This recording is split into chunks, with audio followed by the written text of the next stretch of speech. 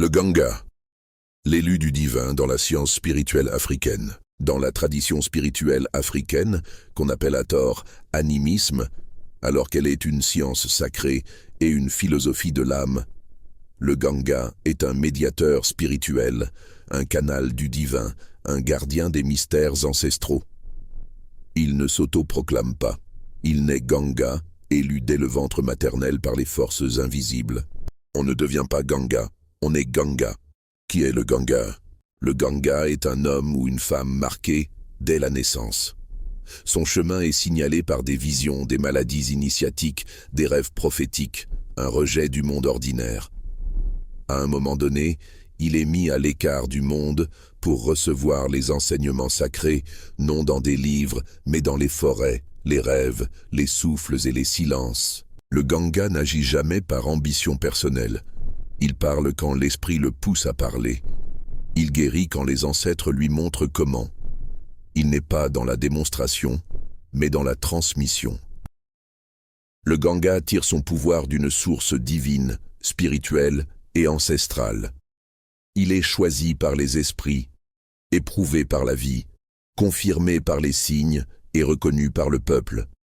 Sa mission est de restaurer l'équilibre, soigner les âmes, interpréter les signes de la nature et maintenir l'harmonie entre le monde visible et l'invisible. Le charlatan, quant à lui, se désigne lui-même.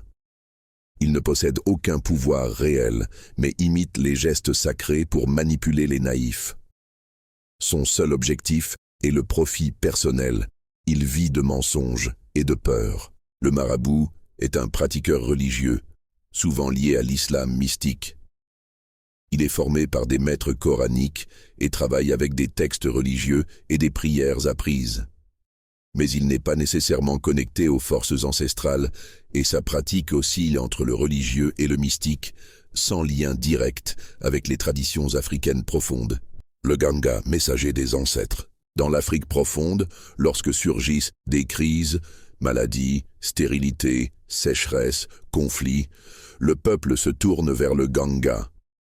Il entre en transe, interroge les esprits, parle avec les ancêtres, lit les messages de la nature. Il ne propose pas des dogmes, mais révèle des vérités. Il rappelle au peuple son lien sacré avec la terre. Respecte les arbres, car ils sont les anciens. Respecte la rivière, car elle parle. Honore tes ancêtres, car ils vivent dans ton souffle. Il ne fonde pas une religion, il répare la mémoire cosmique. Un appel à la renaissance. L'Africain moderne doit apprendre à distinguer le vrai du faux.